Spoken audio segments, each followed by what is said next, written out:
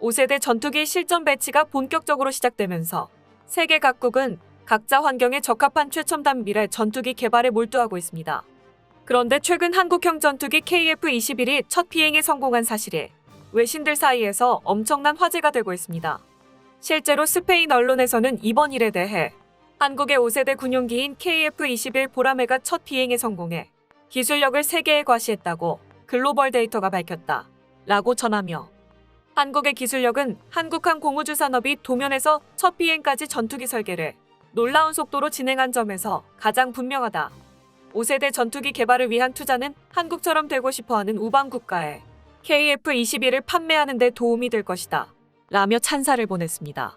이로써 대한민국은 세계에서 8번째로 초음속 전투기를 독자적으로 개발한 나라가 되었고, KF-21은 2026년까지 2,000회 이상의 시험 비행을 완료한 후 생산을 시작할 예정이며 2032년까지 그중 120대가 한국 영공을 지킬 것으로 예상되는데요. 이번 소식이 일본에 전해지자 열도 전체가 뒤집어졌습니다. 그들이 좌절한 이유와 앞으로의 전망에 대해 알아보겠습니다. 일본은 기존의 F2 전투기의 후계기로서 네트워크 중심 전투의 핵심 역할을 수행할 수 있는 차세대 다목적 전투기로 F3을 구상하고 있었습니다. 이는 가칭으로 정확히는 일본 항공자위대의 차기 자국산 전투기 개발 계획의 줄임말인데요. F3은 F-15J의 제공권 확보, 유지 임무를 승계하고 강력한 센서 용암 및 네트워크 사격 능력으로 적성국의 5세대 스텔스 전투기 등에 대항하는 카운터 스텔스를 주목적으로 하는 슈퍼하이급 제공 전투기 사업입니다. 기술적으로나 성능적으로나 5세대 그 이상을 목표로 하고 있었죠. 이들이 과거 FSX 사업 당시에 엔진 국산화를 하지 못해 미국에 의해 끌려다녔었던 교훈으로 자국산 전투기 엔진 개발에 총력을 쏟을 셈이었습니다. F2 전투기의 대체 물량으로 100대가량 생산될 예정이었고, 개발비만 1.4조 엔, 양산, 배치 및 수명주기 비용을 포함한 총 사업 예산은 5조 엔으로 추정되고 있는데요. 성공적으로 완수하기만 한다면 일본이 그들의 바람대로 아시아에서 군사강국으로 우뚝 서고도 남았을 것입니다. 하지만 그들의 꿈은 허상에 불과했고 일본 사람들은 망연자실할 수밖에 없었습니다. 일단 자체 개발한다고 몇 조의 돈을 쓰더니 자국 국민들에게 사과 한마디 없이 결국 로키드 마틴이랑 공동 개발한다고 통보한 것부터 문제였습니다. 당시 일본 군사업계 관계자는 아사히 신문과의 인터뷰에서 이번 공동 개발이 제2의 아파치가 될 거라는 걸 잘 안다. 미국은 공동 개발할 때 한 번도 핵심 기술을 알려주지 않는다. 엔진룸은 열어볼 수도 없다. 그리고 일본 현지 조립 단가도 최종적으로는 몇 배는 오른다. 우린 미국의 손에서 놀아날 것이라고 토로했습니다. 애초에 F2 전투기의 후속 모델로 F3 개발에 투자를 늘리며 적극적으로 6세대 전투기를 완성하기 위해 미쓰비시 중공업, 로키드 마틴이 함께 F-22와 F-35 스텔스 전투기의 기술적 하이브리드를 원했지만 막대한 예산과 미국의 완전한 기술 이전은 현실적으로 어렵다는 관측이 압도적입니다. 애초에 F3은 시작부터 그저 일본 특유의 겉모습만 포장하는 것에 지나지 않았다는 것이 잘 나타나는 맹점이 2개 존재합니다.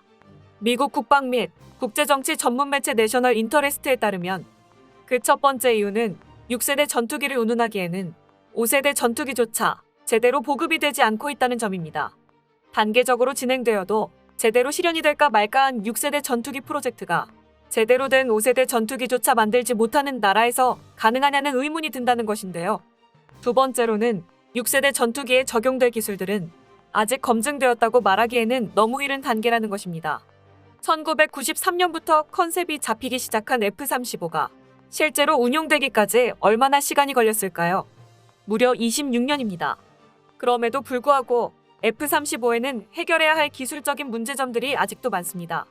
사실상 일본이 F-3이 한국의 KF-21처럼 자체 개발이라는 타이틀을 달고 나오는 것은 힘들다는 관측이 압도적입니다. 이에 일본은 자체적인 능력의 한계를 느끼고 FX 사업을 영국의 템페스트 사업과 아예 합치기로 결정했는데요.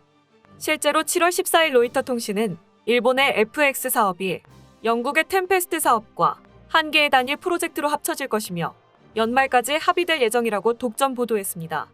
다시 말해 일본의 계획이 완전히 엎어졌다고 봐도 되는 상황에 한국의 이번 소식을 전해들은 일본인들은 겉만 번지르르 했던 자국의 실태에 대한 실망감이 이루 말할 수 없었습니다. 이 때문에 그들은 일본 군사 전문가가 이번 상황에 대해 분석한 글의 댓글창에서 뜬금없이 한국을 비난하며 그 회포를 풀고 있습니다. 한국 최초의 국산 전투기 KF-21의 전략적 겸손이란 이라는 제목의 글의 대략적인 내용입니다. 2022년 7월 19일 첫 비행에 성공한 한국 KAI의 신형 전투기 KF-21 보라매는 아시아에서는 중국에 이어 두 번째 국가가 되는 실용 스텔스기로 한국에 있어서는 최초로 전투기형부터 개발한 기념해야 할 기체입니다. 이 기계에 대해서는 성능도 성능이지만 다양한 점에서 일본이 주목해야 하는 포인트가 있다고 생각됩니다. 그 대표적인 점은 제조사인 KAI 스스로가 KF-21을 최신 세대기로 내놓지 않은 점입니다. 애초에 일본보다 먼저 실용 스텔스 전투기를 완성시킨 한국은 이전부터 군용기의 개발에 정진하고 있었습니다. 프로펠러 연습기의 KT-1을 1993년에 첫 비행시키고 2002년에 첫 비행한 연습기 T-50은 경공격형의 FA-50도 포함해 필리핀, 이라크 등 4개국에 수출한 실적을 보유하고 있습니다. 그리고 이번에 처음 비행한 KF-21에 대해 KAI는 성능 면에서 전투기의 세대 구분을 성능에 플러스 알파가 있다고 하면서도 제4.5세대라고 칭하며 보잉 슈퍼 호넷과 유로파이터 타이푼과 같은 4.5세대 전투기와 F-21 랩터, F-35 라이트닝 2와 같은 제5세대 전투기 사이의 능력을 가진다고 설명하고 있습니다. KF-21을 4.5세대로 정의하는 것은 웨폰 베이를 사용하지 않아서일 수 있습니다. 다만 한국이 KF-21을 이렇게 겸손하게 표현하는 데는 성능 이외의 목적이 있을 겁니다. 굳이 4.5세대기라고 자칭하고 있는 것은 수출의 성공에 의한 자국 산업 발전 때문이라고 관측됩니다. 높은 성능은 오히려 주변국과의 군사 균형을 무너뜨리고 긴장을 높일 수 있죠.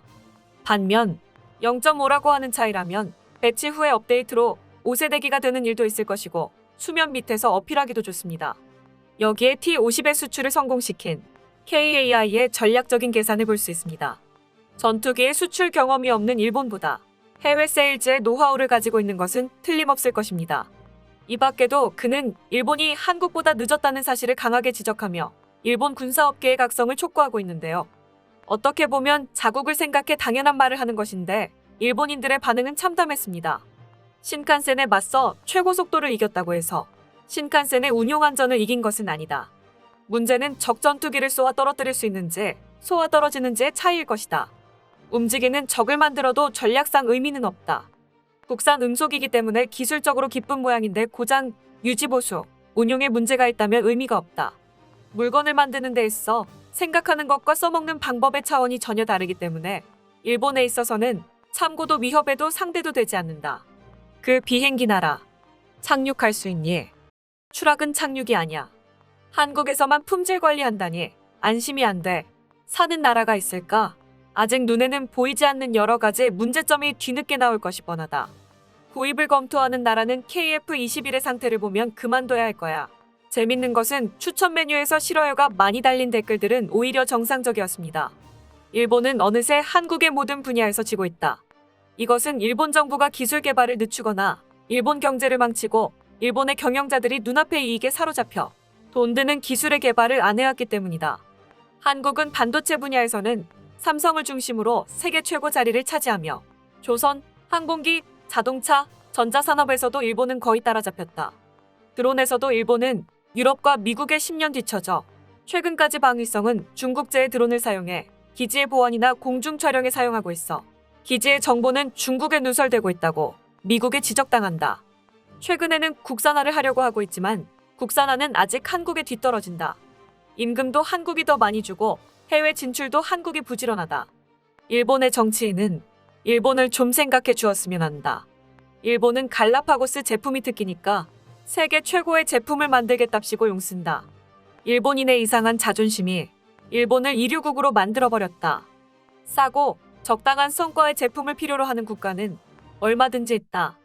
자국의 산업 발전이나 기술 향상을 생각하고 있다면 일본보다 훨씬 똑똑하네요. 좋은 경험이 될 것 같아요.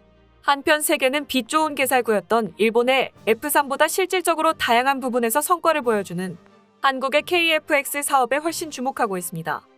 야심차게 돈을 쏟아붓는다고 광고해놓고 별다른 소식이 없는 일본의 상황과 달리 한국은 이미 상당한 미사일 전술과 AI 기술을 접목해 자주국방을 위한 준비를 빠르고 꾸준하게 해온 결과 KF-21의 초도 비행을 성공적으로 마쳤습니다. 차기에는 한국이 더욱 가성비 좋은 6세대 전투기에 근접할 수 있을 것으로 전 세계 업계는 보고 있으며 중국 역시 일본보다는 KF-X를 몹시 경계하고 있습니다. 이 같은 관심으로 기술력을 인정받아 다른 국내 방위 산업에도 긍정적 효과로 이어질지 주목되는 상황입니다. 끝까지 시청해주셔서 감사합니다. 도움이 되셨다면 좋아요를, 다른 이야기도 궁금하시면 구독을 눌러주세요.